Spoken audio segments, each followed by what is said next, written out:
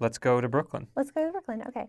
Brooklyn Botanic Gardens is great also for a Yeah. lot of reasons. One of them is that it's comparatively close to our home. That is a draw. Yeah. And we got a membership. Yeah, we ended up getting a dual membership because it was more affordable than paying for admission for this week. Right. And I think it's going to be one that we're going to be walking to both past this project, but also as our goal is to reach 7,000 miles, we do have some extra mileage we need to do in order to get there. So we'll probably be walking there, which is an hour. Right. And that's about 3 miles. Walking around for maybe an hour and then walking home. Totally. And that's, a solid 8 to 10 miles. Right. Especially because we did end up going to these gardens slightly pre-bloom. Right. So we're probably going to want to go back and see it in full bloom. Yeah. And definitely want to see the cherry blossoms. And also in May, we're going to be back in Brooklyn for the whole month. And so we might even just on our walks want to pop in and see what's popping. Yeah, I think that's a good point. Thank you. Yeah. But what did we think of the garden? Yeah, I mean, it was great. Similarly to what we said about the Queen's Garden, not everything is in full swing yet. Mm-hmm. There were some areas that were more advanced, including the Magnolia area. Right.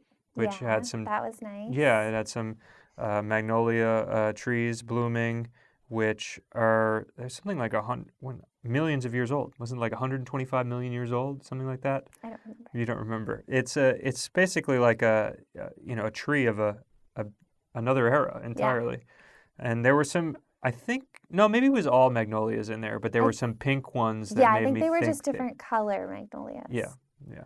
And so in a couple of weeks, I think those must get earlier than the cherry blossoms, at least this year. Yeah. And the daffodils were blooming in both gardens. Mm-hmm. And a couple little flowers here and there. Mm-hmm.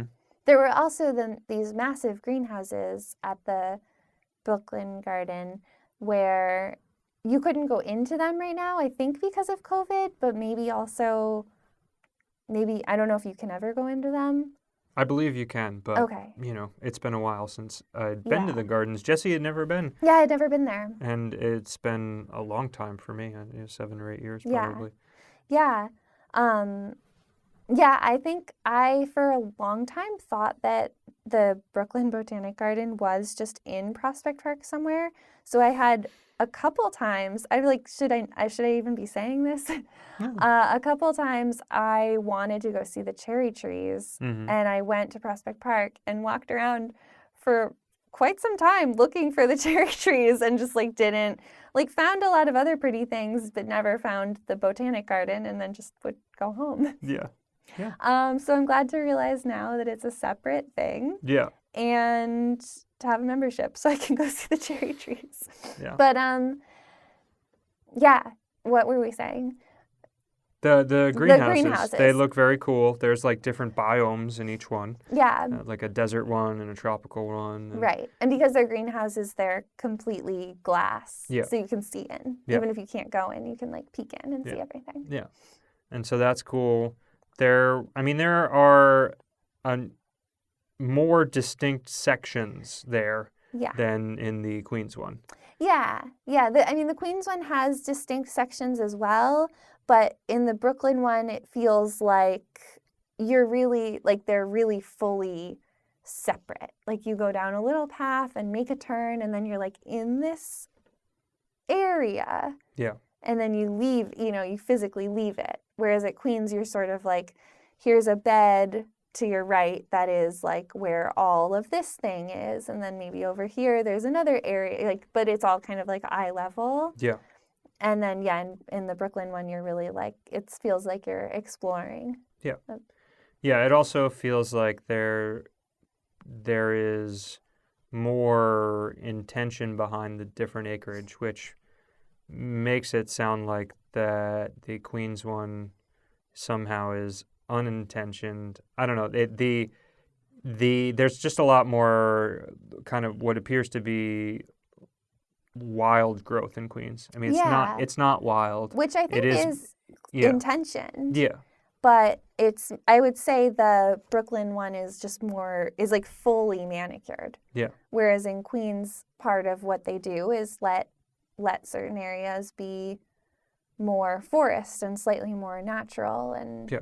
probably less manicured. Well, like in the Queens one, for instance, I don't know if this is all year round, but certainly for the part that we were there was a lot of water in a lower spot because that's, I guess, naturally what would be happening. Sure. And there's nothing like that at Brooklyn. Like, I imagine that would be, manicured out of the experience. Someone would probably come with a... Well, they probably just put more vacuum. earth there. And Yeah. Yeah, I don't know what the solution would be, but there would definitely be a solution. Yeah. Yeah. Yeah, I'd say the Brooklyn Botanic Garden definitely feels more like corporate. Like there's more money in these surrounding areas. Yeah, and in the garden itself. It's getting more money from whoever funds the gardens. Yeah. I mean, it's right next to the Brooklyn Museum. It's right next to Prospect Park. Yeah. It's also, I think the ticket cost for the Brooklyn Botanic Garden is $18 a person, whereas it's $6 at Queens. Right. Yeah. So yeah, I mean that is reflected in the degree of polish to all the acreage that's there. I think. And in addition to that, there's like a kind of a wooded area, like natural plant wooded area as well. That's more like foresty. There is a significant rose garden area. Nothing is... Right. Nothing was blooming, but like so many different species. Yeah. Or types of roses. Yeah. And they all have funny names. They all have different names. Yeah. Yeah, I think there were like over 100 more species than that. More. Yeah. Yeah, I don't know how many, but definitely over 100 based on how packed they were. Yeah. There was a sign somewhere that probably said how many there were. But there was a sign when we first walked in, and I read it out loud to you, and I don't remember what it said. It was definitely more than 100. Yeah. But there's that area, and then there is another like upper garden area that has like a grass, and then I believe just shrubbery on either side, and there's a fountain that it culminates in, and I don't know what the flower angle is there or if there is one, but it's not a lot is blooming there right now. Right. But that was a nice area as well. Yeah. And then, of course, there is the cherry tree area, which is, I mean, I don't know how many trees there are there, but... I don't know either. I'd guess 100, 120 would be my guess. You can pause the video when we show the actual footage of it, and you can count it yourself if you want. Yeah. But right now, there's only like one tree. And it's like off on its own. It's weird. There's like these rows of trees, and then none of them are blooming at all. Yeah. And then over to the side, like kind of out of the way, there's one that's blooming. Yeah. That's weird. It makes me wonder, like, if it's because it's over there that it's blooming, or is it a different type, and that's why, or is it blue, or I don't know. Yeah. But so that's there right now. It's still a very cool sight to see. It is.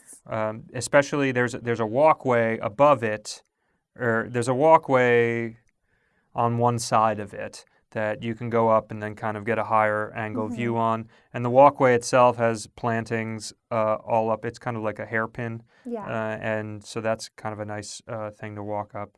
And in addition, right now, there is a sound installation that was there, I guess, last year, and it's being reprised. Right. If the signage is to be believed. It's called Loved, and it was composed by Michael Gordon, and the percussionist on it is David Cosson, and it is it's bells. It's a percussionist of bells. I'm not sure what type of bells it is. Yeah. I'm looking at the notes while I'm reading it, but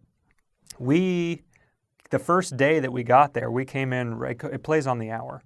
And actually, probably some people that if it's been here for a whole year, and if it was here during the pandemic, it's probably something that was fairly well known, I would think, Yeah, because probably going to the garden is but we were not aware of it. No. And so we got there right at 11. So like as we were reading the sign, I was ready for. I think I was like one sentence ahead of Jesse maybe on the sign, but I was ready for it. And then it is really impactful. I guess maybe we'll put a section in of the volume right here.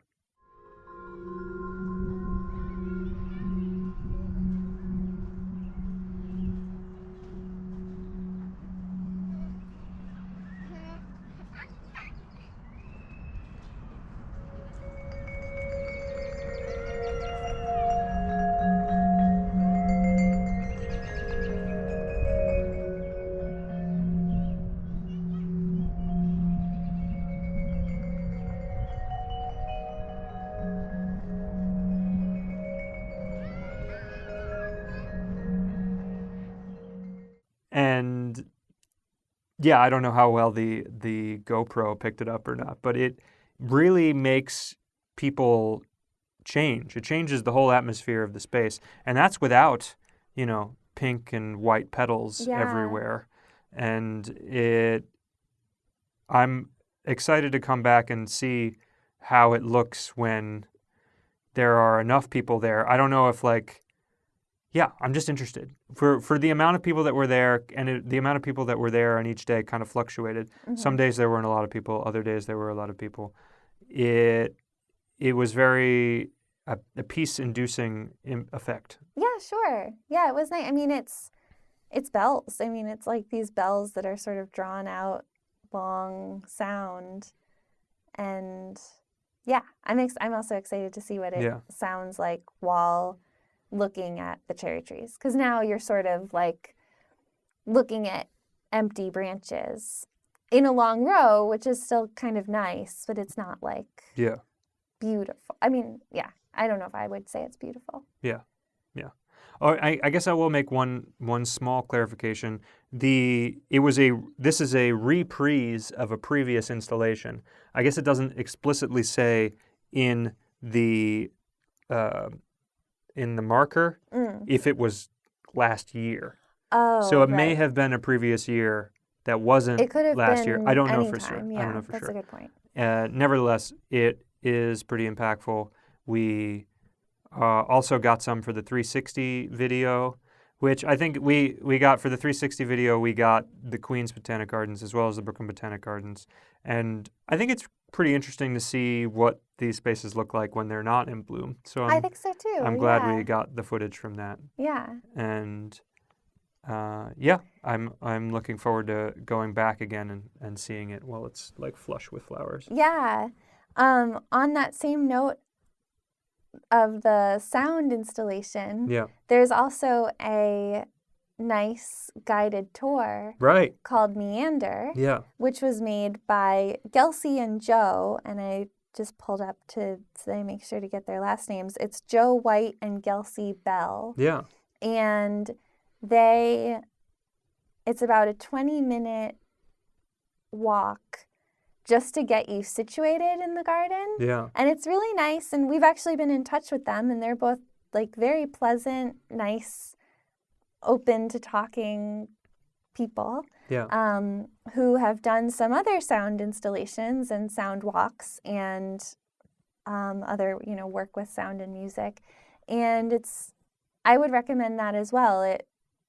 It's very calming, and it is a guided walk, but it only guides you to like a small portion, and they explain what you're seeing, and they sort of give you, it's less of like an educational walk where they're explaining like the history of the plants or like what exactly the plants are, and it's more of like a guiding you into the place in your mind and body where you should be to best experience the plant life, is how I would describe it. Like it's putting you in sort of like a calm and meditative state so that you can focus on the garden and not be distracted by whatever it is that you were doing in like the hustle and bustle of Grand Army Plaza before you walked in. Yeah.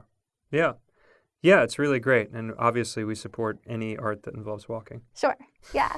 Yeah. And we were excited to connect with them and and just share the love of the walking. Yeah, absolutely. There's one other area of the park that I wanted to call out because it was maybe my favorite part to walk around, and that is the, I guess, Japanese inspired pond area, Yeah. which is, I guess, if you're looking down at the cherry tree portion off to the left.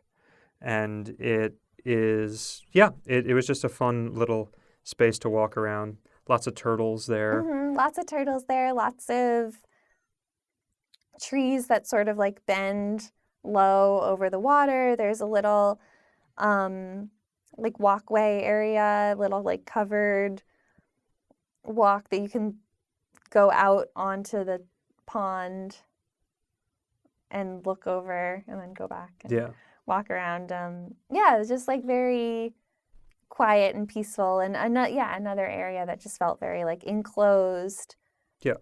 And transports you to a different space of mind. Mm-hmm. I wouldn't necessarily say like I feel like I'm in a different country. Just kind of like it just feels like a different atmosphere. Yeah.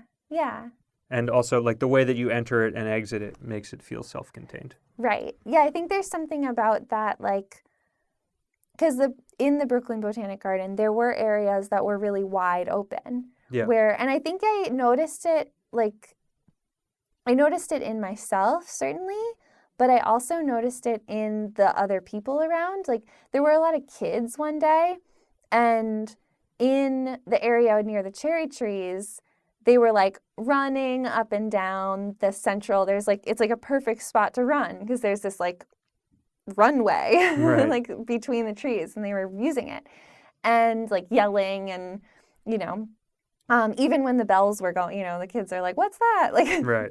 And then in the Japanese garden area, there were some kids there too, and you could see they're sort of like getting low and like looking at things and exploring, and like, yeah, it's cool because it creates this, even for like a little person that doesn't know proper like behavior yet, maybe, Yeah. or isn't aware of it. It still like creates this environment where I think everyone is affected by it equally. Like, Yeah. oh, I'm supposed to be quiet and sort of like appreciate what I'm seeing in here and not just like yell. Yeah. Yeah.